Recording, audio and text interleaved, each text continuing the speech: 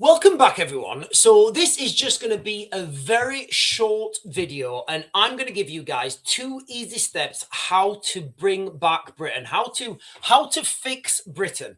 Now, before I get onto this, I just think I need to qualify this by saying I've worked in the private sector, I've worked in the public sector. The private sector demand results. You don't get paid if you don't provide results in the private sector. In the public sector, the government kind of do what you want, you mosey on and you still get paid. That's the reality. They're the differences, right?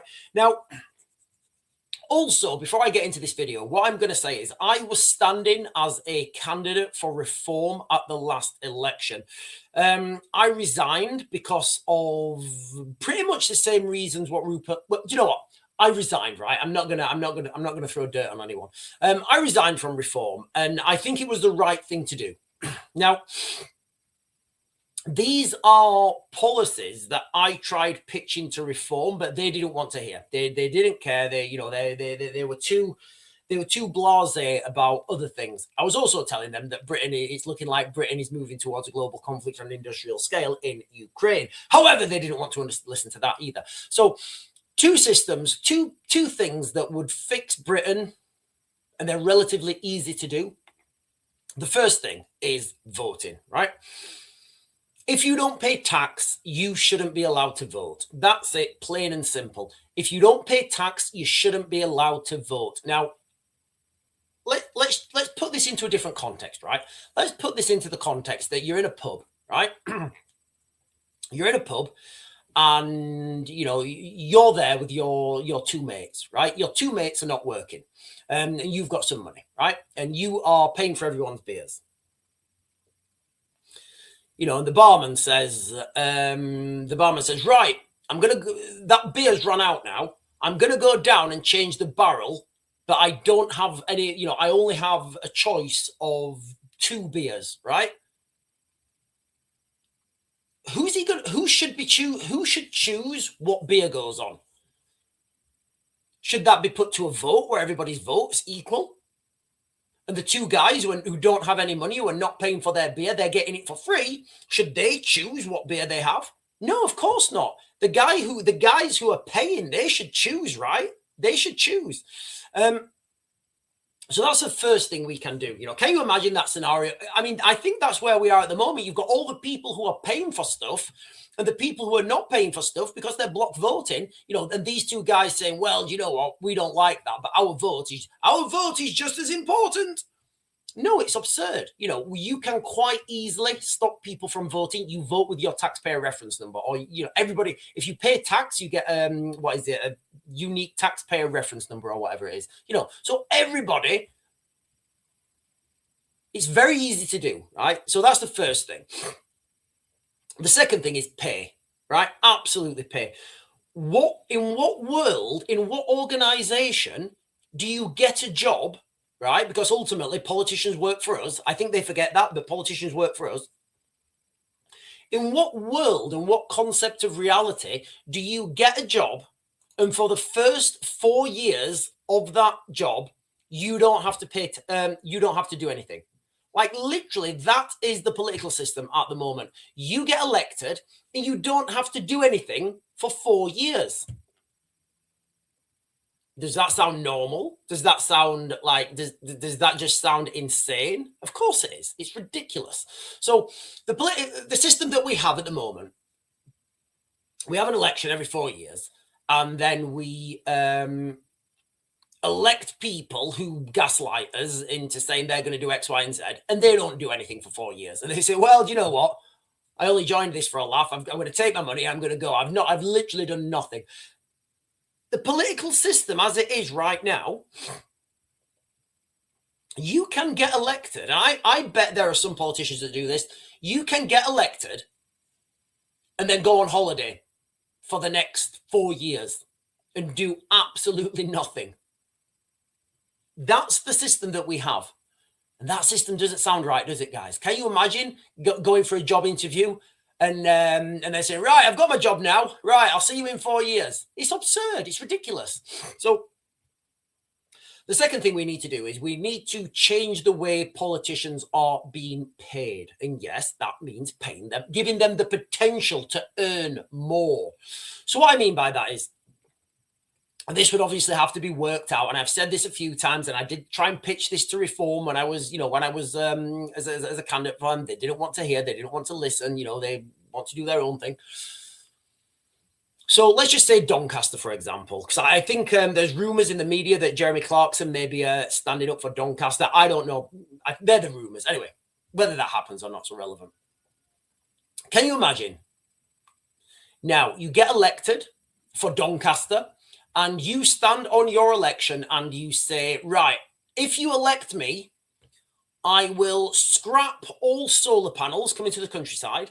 I will close all the hotels.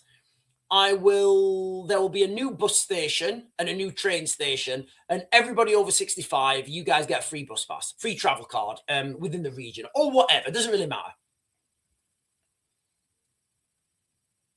Now, normally a politician will do that and they'll say, right, thanks a lot. Yeah, all that stuff I said, yeah, I'm not going to bother with that.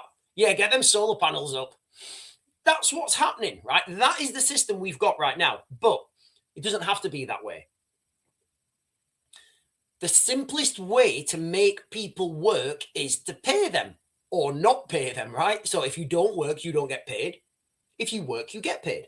So what you do is every month, the constituents of Doncaster, wherever those boundary lines are, they get to opt in or opt out to pay their local MP. So say that Raven gets elected and I say I'm going to do all that stuff. If you don't hear a peep from me, you don't see me doing anything, guess what? You opt not to pay me. And guess what? I don't get paid. However, if on the day, literally the day I'm elected, I've had no sleep and you see me out trying to get you guys those bus passes, stopping those solar panels. I'm out there on the picket line, stopping the hotels. Guess what? You guys get to opt in to pay me. And that opt in has to be a financial, it has to be a huge benefit.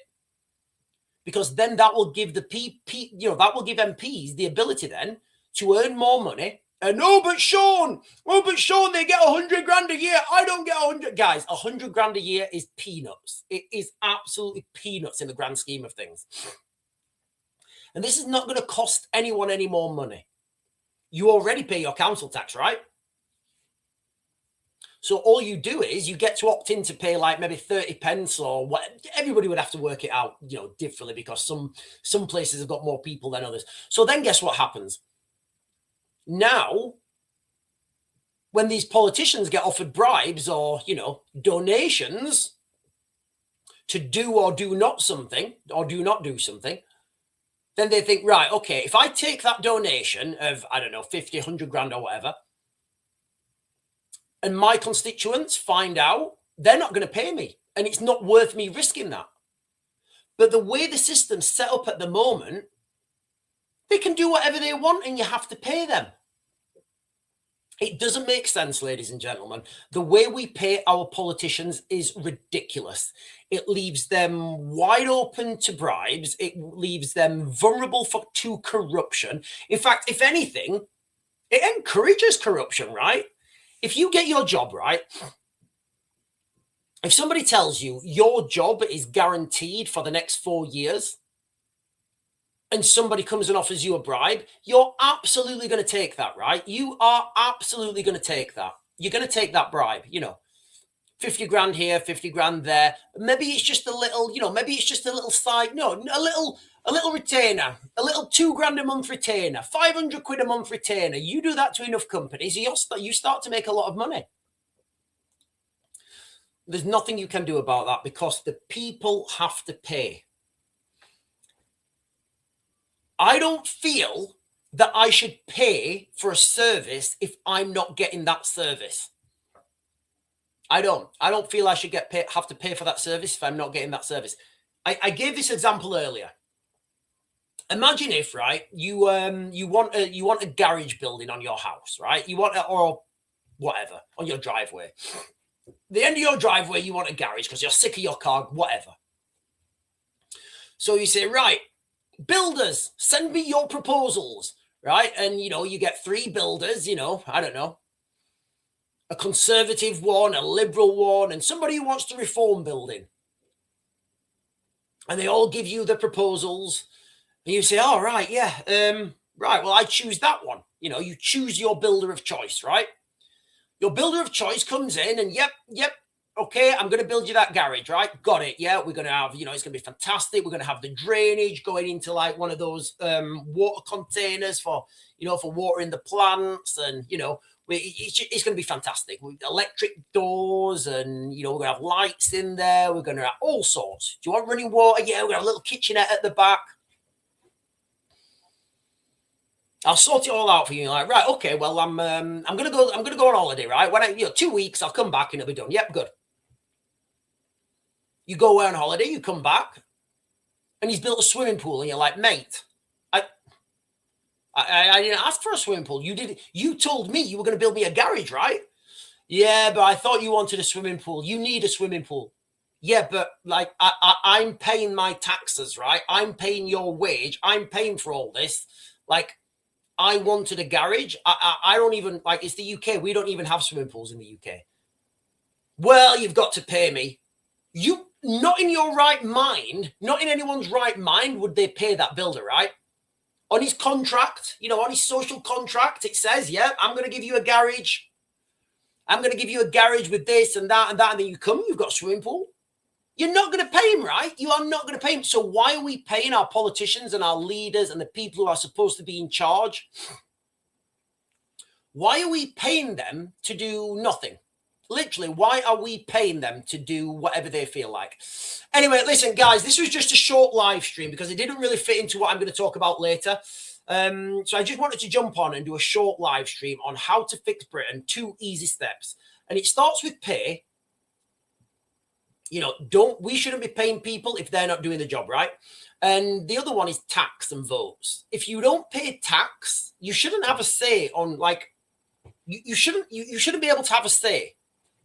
And I don't know what I don't know what the argument against that is, guys. I really don't know what the argument against that is. If you're in a pub, 3 of you in a pub, only one of you is paying for the beers, right? That person who's paying should choose the direction, right? If the other 2 guys want to choose which beers they're having, contribute, right? Pay towards it.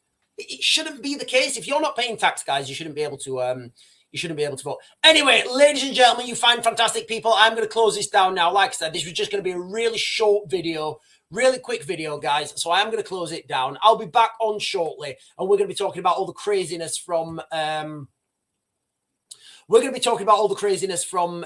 UAP, UFO, alien disclosure thing, because Barack Obama came out, like, I think it was yesterday, in an interview, and he said it plain and cold, yes, aliens do exist. Now, I don't know where we're going with this, guys. I don't know where we're going with this. But I'm going to save that. I'm going to save that for later on, guys. I am. I'm going to come back and I'll probably do another long live stream. Now, Newswatcher is saying Ravenwing. Yeah, the Ravenwing. I didn't realize that Rupert Lowe lives in, like,